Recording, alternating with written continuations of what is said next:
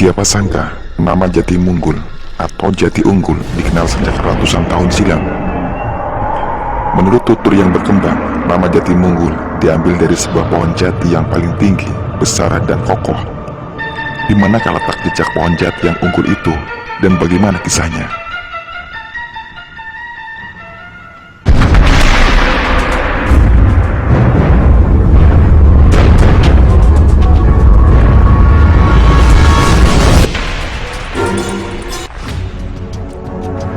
Assalamualaikum warahmatullahi wabarakatuh. Salam setia warga Indramayu khususnya, dan masyarakat Indonesia pada umumnya. Sebelum pada kelanjutan sejarah asal-usul maupun legenda Jati Munggul, ada baiknya pemirsa menekan tombol subscribe atau share video ini agar Anda tak ketinggalan video-video kami tentang sejarah lokal yang mungkin Anda kenal di Indramayu. Sebuah desa di wilayah Kecamatan Trisi, Kabupaten Indramayu, Jawa Barat ini sejak lama dikenal dengan nama Jati Munggul. Awalnya, Jati Munggul merupakan bagian dari desa Raja Singa.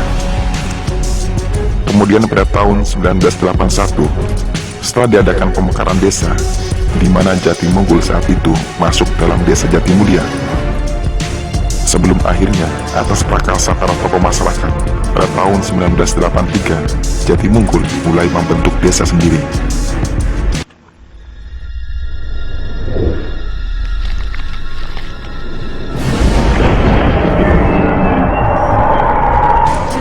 Diceritakan saat itu di sekitar pemakaman hingga ke selatan masih hutan yang penuh dengan jati-jati alam cukup besar. Puncaknya adalah sebuah jati yang paling kokoh dan besar di selatan bagian timur. Menurut tutur yang berkembang, nama Jati Munggul diambil dari sebuah pohon jati yang paling tinggi, besar, dan kokoh.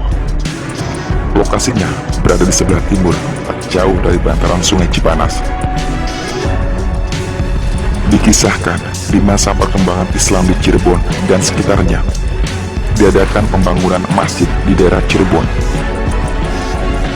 Beberapa utusan terpilih ditugaskan mencari kayu jati di hutan-hutan di wilayah Cirebon dan Indramayu. Para gegeden Cirebon diperintahkan mencari jati yang berkualitas unggul, tinggi besar, dan kokoh untuk pelengkap masjid di Cirebon. Ada versi menyebutkan masjid tersebut tak lain adalah Masjid Sang Cipta Rasa. Selanjutnya, dari penyusulan hutan-hutan maupun lewat perairan sungai di Indramayu, di sejumlah kawasan hutan jati, beberapa di antaranya dari kejauhan, terlihat pohon jati yang ukurannya jauh lebih tinggi, besar, dan kokoh. Sejumlah pohon jati pilihan tersebut berada di lokasi berbeda satu sama lain, seperti di Jati Sawit, yang dulunya hanya ada sawit atau satu pohon. Kemudian di daerah Jati Sura, yang kini menjadi nama desa di Kecamatan Cikedung, tepatnya di bagian selatan, yang kemudian digenangi air rawa yang kelak dikenal dengan nama Rawa Bolang atau Situ Bolang, di mana konon dulunya terdapat tunggak jati bekas jati tua yang ditebang para gegedian itu. Bergeser ke hutan bagian barat alas Loyang di sisi barat Sungai Cipanas, juga terlihat jati tua berusia ratusan tahun silam yang juga tinggi, besar, dan kokoh. Diceritakan sampai di lokasi, entah bagaimana caranya, akhirnya jati tersebut ditumbangkan. Selanjutnya, pohon itu dibawa ke Cirebon, baik lewat darat dengan peralatan dan kemampuan saat itu, atau bisa juga dihanyutkan di Sungai Cipanas sebelum akhirnya merapat ke laut. Kemudian setelah jati lain terkumpul, segera diantar dengan kapal menuju pusat Cirebon. Ada pula kepercayaan masyarakat sekitar, sebagaimana penuturan almarhum Saridin alias Redon, berdasarkan penuturan tetua turun-temurun, jika prosesi penebangan kayu jati raksasa tersebut tak lepas dari unsur metafisik atau kemampuan supranatural yang terjadi dalam waktu semalam saja. Setelah tumbang, keesokan harinya dibawalah jati itu mengikuti aliran Sungai Cipanas yang berhulu dari Sumedang menuju ke utara melewati Kecamatan Trisi, Losarang, Kandang Haur, lalu bermuara di Laut Jawa. Wallahu a'lam. Diceritakan, batang utama pohon jati raksasa itu telah hilang, menyisakan tunggaknya yang lebar.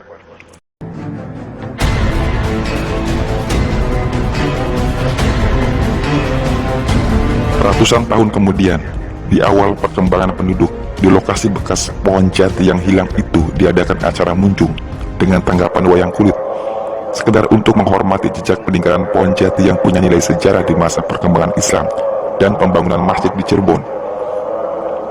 Konon, saking lebarnya, sisa tunggak jati itu bisa muat duduk beberapa orang.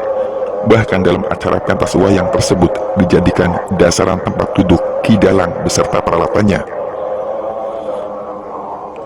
Misalnya di masa pemberontakan DITII, masyarakat sekitar masih menyaksikan pentas wayang kulit di lokasi tunggak jati tersebut. Berpuluh-puluh tahun kemudian, sebelum tunggak jati itu benar-benar sirna, di tengah tunggak jati itu ada lubang yang lambat laun terisi tanah subur. Dari celahnya tumbuh pohon asam yang hingga kini masih ada, berdiri kokoh dan dikeramatkan sebagian masyarakat.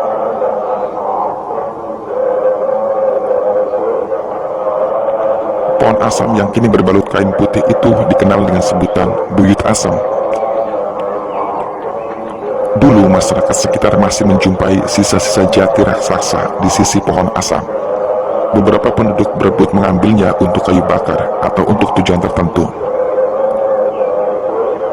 Keberadaan tunggak dari sisa-sisa jati yang terpotong membuktikan bahwa cerita tentang jati raksasa yang dinilai unggul bukan cerita isapan jempol belaka.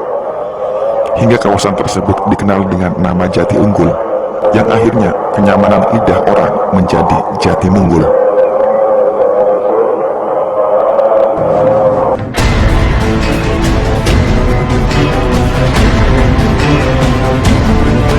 Sebuah jati tua berdiri kokoh di tengah pemukiman warga Jati Munggul bagian timur. Meski sudah tak berkembang disebabkan kondisi yang semakin menua, pohon jati yang dinilai bersejarah ini tetap dijaga keberadaannya. Bahkan tiap tahunnya diadakan acara munjungan dengan pentas kesenian daerah seperti wayang kulit. Dari penelusuran sejarah dan sejumlah sumber yang berhasil dikumpulkan, pohon jati tua yang juga dikenal dengan sebutan buyut jati ini disebut-sebut bukanlah pohon jati unggul yang legendaris itu.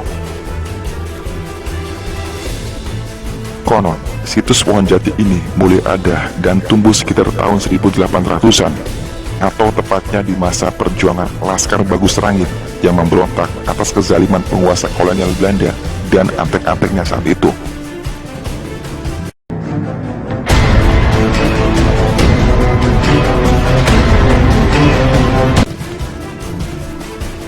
Dalam naskah Babat Dermayu dan Babat Cikedung, serta tradisi lisan masyarakat lainnya, Bagus Rangit, tokoh pejuang kelahiran Bantar Jati yang memerintah di wilayah Jati 7 bersama pengikutnya yang tersebar di wilayah Majalengka, Indramayu, Cirebon, dan sekitarnya. Usai melakukan perlawanan perang yang berlangsung antara tahun 1806 hingga 1812, di mana musuh-musuhnya meliputi dalam Dermayu, Cirebon, dan Sumedang, yang saat itu pro-kolonial, juga orang Cina yang memeras rakyat. Pasukan Bagus Rangit yang memberontak dalam pengejarannya singgah di sejumlah tempat seperti di desa Tempel Kulon, kemudian Cikedung, hingga terjadilah perang yang terjadi di daerah antara Cikedung dan desa Amis sekarang. Saat terdesak dengan kekuatan musuh yang tak seimbang, Bagus Rangit dan pengikutnya bersembunyi di beberapa tempat lain seperti Luwung Sinang, maksudnya Alas Sinang. Selanjutnya menyeberangi Sungai Cipanas dan singgah di kawasan Jati Munggul. Di situ mereka berjumpa dengan seorang bernama Ki Arnawi. Karena berlatar asal daerah yang sama dengan pengikut Bagus Rangit dan ternyata dari Bantar Jati, Jati 7, Sumber, Jatiwangi, dan sebagainya, sehingga Bagus Rangit dan pengikutnya mau singgah beberapa waktu lamanya. Bagus Rangit, atau mungkin juga pengikutnya, dikenal dengan nama Ki Magrim atau Buyut Magrim. Ia dikenal gemar menangkap ikan di aliran sungai Cipanas dengan peralatan jala. Kebiasaannya usai menjala ikan dan beristirahat, alat penangkap ikan itu ditaruh pada sebuah kayu jati yang dibuatnya untuk menjemur jala.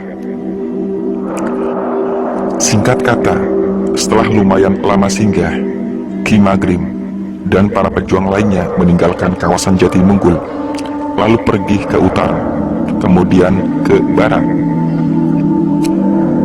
Di sejumlah tempat lain yang disinggahi terdapat jejak perjuangan tersebut, seperti di Kendayakan dengan Balong Buyut Magrim, lalu di Manggungan, Gabus Wetan, Kroya, Kandang Haur, Haur Gelis, hingga daerah Subang dan sebagainya. Peninggalan lain dari Ki Magrim yang dulu sempat tersimpan di Jatimungkul, di antaranya baju batik panjang, tongkat, dan alat membatik atau canting. Salah seorang kuncen yang sempat merawat di antara Nyi Endon yang sudah meninggal, lalu berturut-turut keturunannya seperti Nyi Irut dan seterusnya.